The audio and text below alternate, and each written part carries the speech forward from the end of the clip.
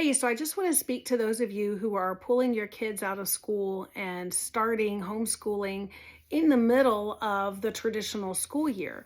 I just heard from my mom last night, and I'm so proud of her. She said, "We finally did it. We've pulled our kids out and we're going to start homeschooling next week." I think that is wonderful. And why do I say that? Not because I want everybody to be disrupted in the middle of the year. I'm just proud of you for doing what you think is best for your kids. And I know that if you're pulling your kid out in the middle of the year, you really feel strongly about this decision because you feel that it's imperative, that it needs to happen now. So I applaud you for that, for taking that risk, for taking that stand. That doesn't mean that I'm dissing anybody who has chosen to keep their kids in through the end of the school year. I know that there's wisdom in that as well. So I know different circumstances call for different approaches. I just want you to know that I really am proud of you. And now you just need to know, like, where do I go from here? Right? So let's talk about that for a second, because you do face a different set of circumstances when you pull your child out in the middle of the year. The first choice you're faced with is, what do I do about curriculum? Do I buy the grade level that they're already in, and do I start over from the beginning? Do I buy the next grade level and try to fill in the gaps? And there's not one concrete answer for that. There are ways for you to evaluate where your child is at and where you are at. Now, I will say this. I know that there is the concept right now of deschooling, and I think that there is some validity to that as long as you don't let it go on forever.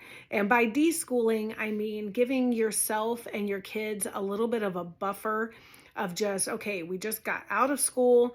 We've pulled them out of public school or of private school, whatever they were going to, traditional school schedule, and we all kind of need to adapt and rewire, sort of like cleanse your palate, right? Before you start back up again. I think that's a valid concept. I don't think there's anything wrong with taking a couple of weeks to just kind of deprogram and get your bearings, get your plan in place if you haven't already for what school's going to look and feel like now in your new homeschool. To speak to the idea of curriculum and what to purchase, I think that you have some options available. Now, you could look at maybe trying to pick up where they are, where they left off. If you feel that the school was teaching them academically pretty well, maybe you pulled them for other reasons like social reasons or things like that, you felt like they were on par academically, you could always get the grade level they were already in and then try to match where they are and pick up from that point and move forward. If you're in February, like we are right now, you're already more than halfway through the school year.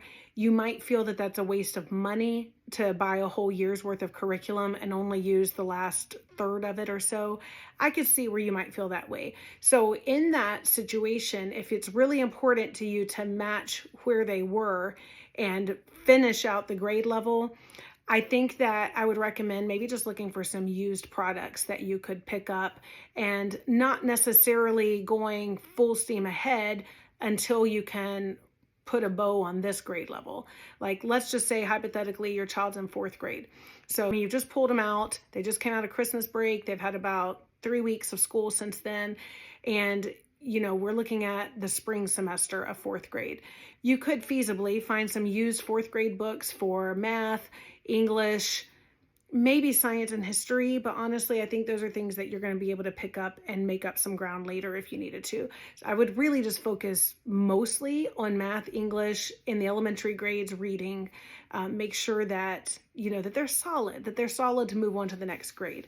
Now, what you may find that even though they're only a little over halfway through the year, depending on when you watch this video, you may find that they can afford to go ahead and skip the rest and start at the next grade level.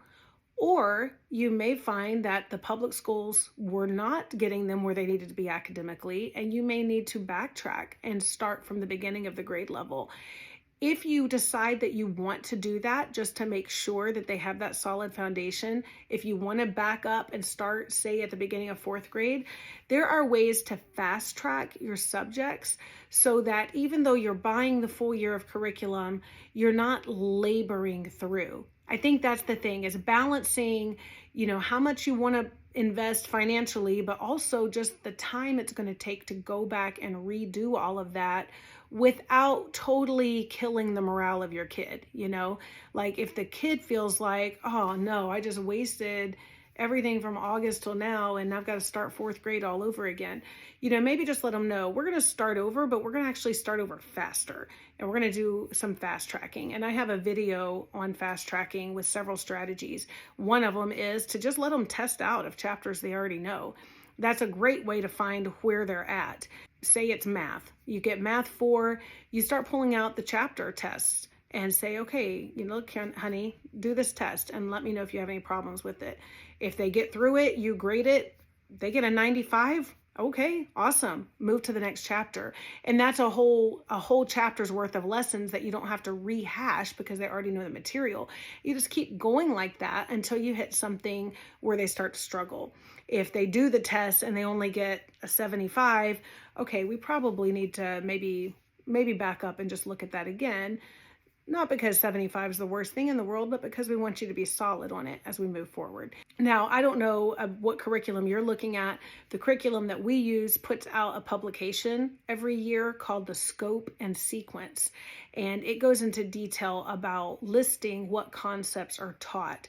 So that is something that you as the parent could use to help you choose which grade level to go with. If you're right here in the middle of the year, using the fourth grade example, you could pull out, in our case, the Scope and Sequence, look at the fourth grade math, look at the fifth grade math, and look at the difference in the concepts they're teaching. There's oftentimes some overlap, and then of course there's building on concepts. So you can kind of decide, okay, I think maybe they've got a good handle here. I think we could go ahead and spring for fifth grade and start that right off the bat. Sometimes your kids will surprise you too because they'll rise to the challenge. A lot of times I think just being given that, like, wow, mom thinks that I could do fifth grade now and all my friends are in fourth grade, that gives them that little extra oomph to go ahead and try and go for it. So I definitely feel that you can make the most of your time. You don't have to just, oh, well, school's out until August. You can definitely go ahead and do something to make the most of what would be their regular school year from now until May or June. But at the same time, don't limit yourself to the school system. Because what I didn't say was you could also just, okay, we're going to buy fourth grade, we're going to start it again, and we're going to go through at a regular pace. And if we're in February, then by November, we'll be finishing up. And we're not even going to worry about the school system's calendar. That's pretty much what our family did for a while. We ran our school year with what works for us. We still don't run it according to the school system. So definitely, if you feel like, look, I don't think they've learned much of anything this year, I don't think this has been fruitful for them, we're just going to start over. Do that. Go ahead and order yourself the whole fourth grade kit from the curriculum provider you're choosing and start at day one and just go for it. But if you need suggestions for fast tracking, head on over to my YouTube channel because there's a video about how to shorten your day and your year. And I have ways for kind of helping make up some time and make up ground if you find yourself in that position. So again, I applaud you, parents, for taking the stand and for doing what you feel is best for your kids. I know it's a huge step, but I know you're totally able to do it. And I am here at wiserhomeschool.com to help you as best as I can along the way. So stick around and I hope to see you soon.